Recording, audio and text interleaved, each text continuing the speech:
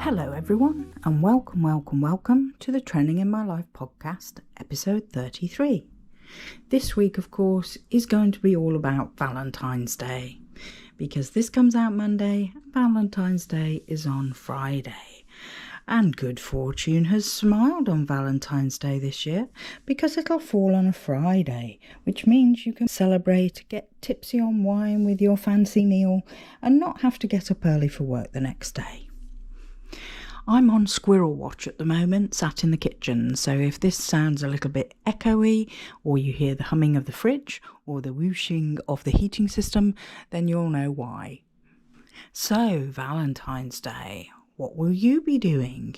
It's that one romantic day of the year when you're kind of expected to create a gesture for your partner, something special to mark the day. So you might be going for a meal, you might be giving them a special gift, you might even be proposing. So what does it mean to you? Well, it doesn't really have to be an expensive gesture. You can do something which costs you nothing, but still has the sentiment and the meaning of telling your partner that you love them. So you could recreate your first meeting. It might have been at a station or a cafe. It might even have been bumping into each other on the street. You could ask your partner to meet you at the same location and then just hold their hands, gaze into their eyes and tell them that you love them and that you remember that day when you first met, that moment when you felt that spark. If you met on vacation, it's a little bit more difficult to recreate, and I'm not suggesting you book the same holiday for the two of you, but you could put a couple of beach towels on the floor of your living room and play Oceans and Seagulls music on your phone to recreate the same moment, just to let your partner know that you remembered and that moment was special and the start of everything.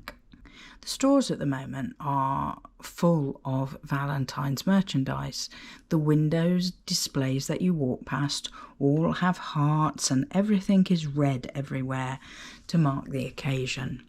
You can't blame them, of course, because it's one of those times of year they can make a bit of extra money. And it does help if you're searching for a gift to have lots on offer. Flowers are, of course, a traditional gift, and especially the red rose.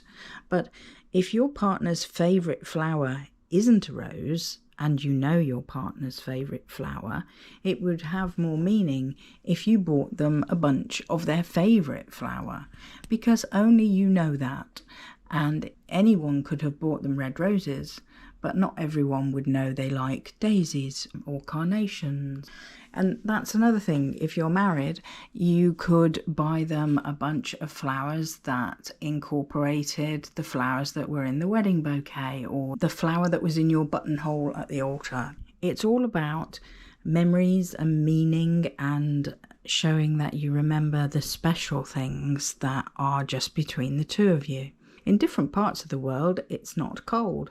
So you might be planning a Valentine's Day picnic and you might be going to the beach. And again, if you're in one of those countries, it might be that you met when you were surfing or just walking along a beach. And recreating those moments are a way of making it special. I'm sat here looking at the rain and I know it's about 1 degree outside, so the idea of walking along a beach sounds very attractive to me right now. I'm on squirrel watch, by the way, because I don't see Crazy Squirrel or Zen, the other squirrel, hardly at all these days. I spotted Crazy Squirrel once last week, which made me know that they weren't hibernating, they were just staying at home because of the weather. But if he comes out, he'll be jumping along the fence, so I'll spot him. But obviously I don't spend all day looking out into the garden, especially when it's raining like today. So when I'm on squirrel watch, I'm doing exactly that, just to see if he turns up. And strangely enough, the rain doesn't seem to deter the squirrels. If they're coming out, they're coming out, and they're not bothered by the rain. So yeah, let's get back to trying to make things special. You might be at home at breakfast time with your partner and decide to do a special breakfast for them. This doesn't always have to be breakfast in bed. This just might be getting up a few minutes earlier, putting toast in the toaster for them, or making them a cup of coffee or a cup of tea, whatever they like, so that when they walk into the kitchen, it's ready for them. Easy enough to cut that toast into a heart shape.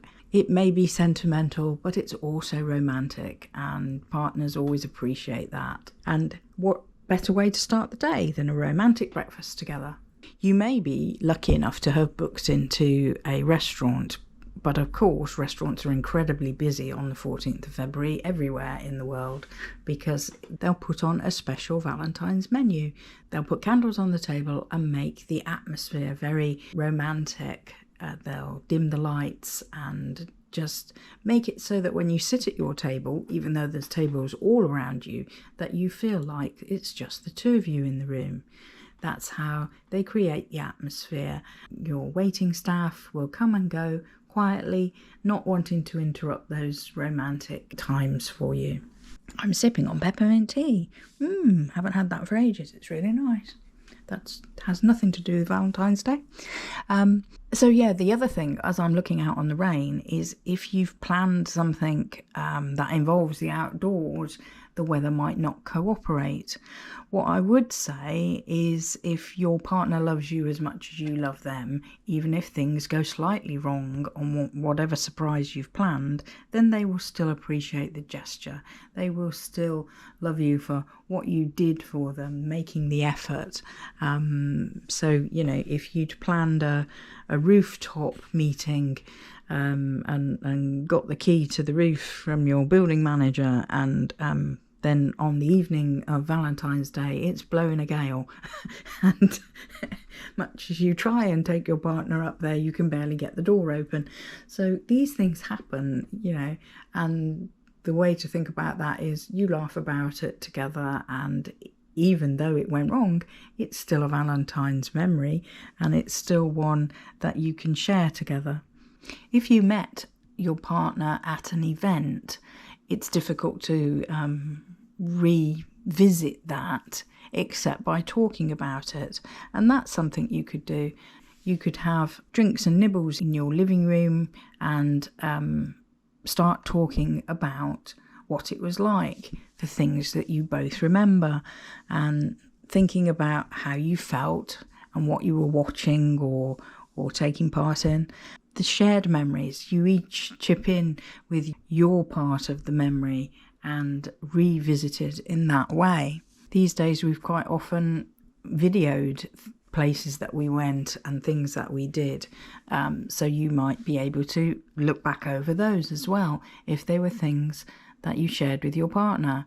And where you met on Valentine's Day and what you did together then can also lead you into talking about memories of the rest of your relationship that stand out in your mind, the times you've laughed together, the times you've shared that were extra special that you felt deserved talking about. You may not be going to a restaurant, you may be creating a romantic atmosphere at home, lighting some candles on the table, cooking a special meal for your partner. That's something to remember if you walk in at home and you've had a bad day at work, and on Valentine's Day just notice things. Don't when you come home grumpy, it's quite often easy to overlook that candle on the table or the smell of your favourite meal, and if you come in and straight away start ranting about how bad work has been, or your commute, or that life just isn't great at the moment, you may be missing that your partner has just been working a couple of hours to make things absolutely perfect for you to walk in the door. So try and notice things when you walk in the door, and maybe not launch into a rant about something, because the moment will be lost if you do that. The moment of you going, aha, this is nice, oh thank you for doing that, oh this is really lovely, we're going to share a meal that you've cooked, and thank you for putting the effort in, and or they've had a new haircut, they're dressed differently, things like that. Just notice, just be aware that when you put your key in the lock, that there might be something the other side that's special tonight. Also, when you pick out a gift, remember it is possible that you'll be choosing something that your partner doesn't like or isn't thrilled about.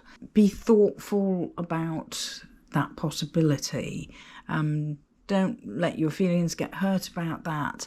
Just make sure you've got a gift receipt with the gift, because sometimes the people we're in love with change over the years. We all do as we grow older and as our life experiences shape who we are.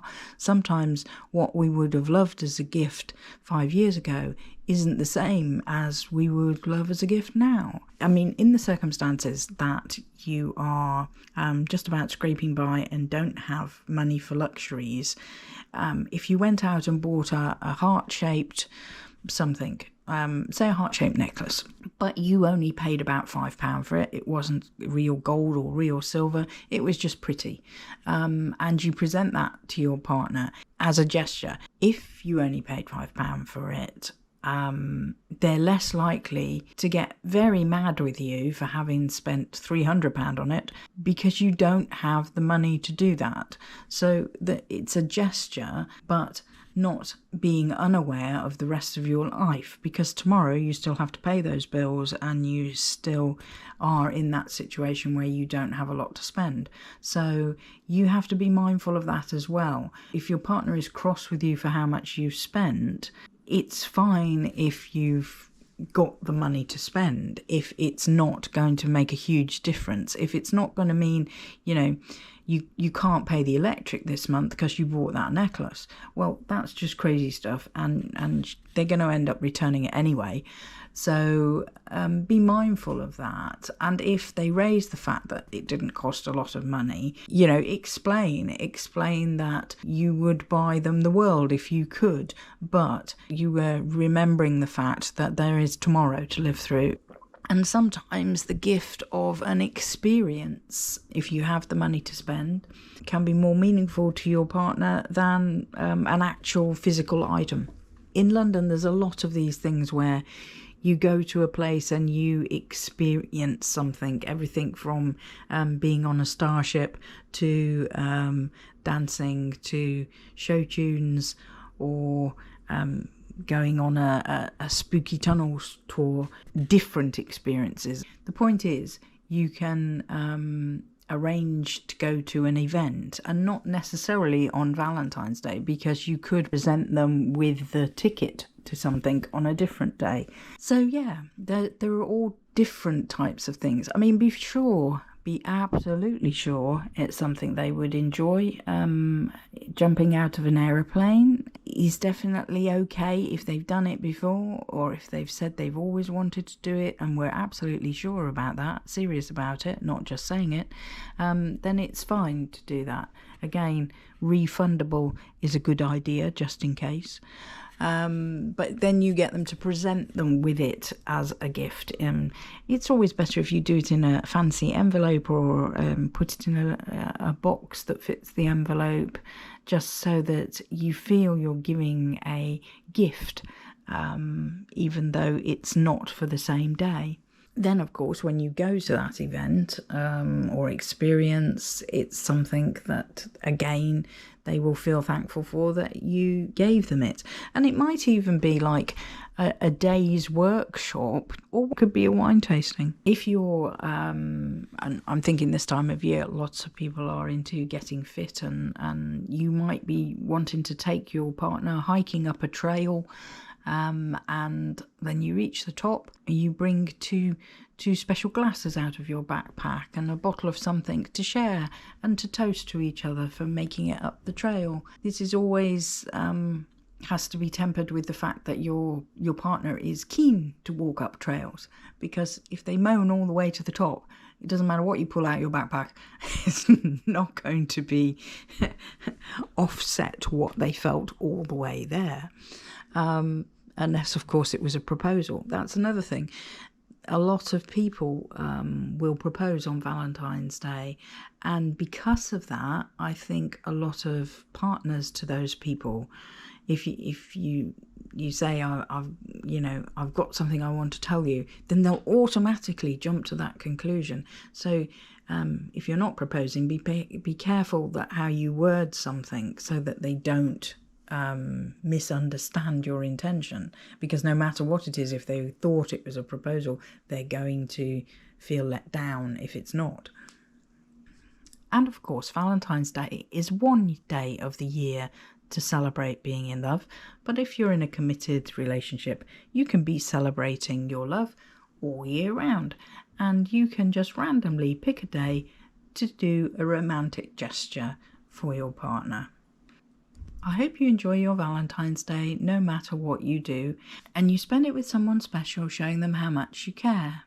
Now, if you're single and alone on Valentine's Day, that doesn't mean you're left out, because you can share in the experience by pampering yourself. They say we need to love ourselves before we can love other people, because it makes us a more rounded person. So if you're alone on Valentine's Day, then pamper yourself a little. And that might be just watching your favourite movie, and it might be buying some popcorn to go with that. It might be making your own favourite meal to eat, or ordering a takeaway. Make it special for yourself. All that it remains for me to do is to wish you a very happy Valentine's Day, and I hope you have a wonderful one.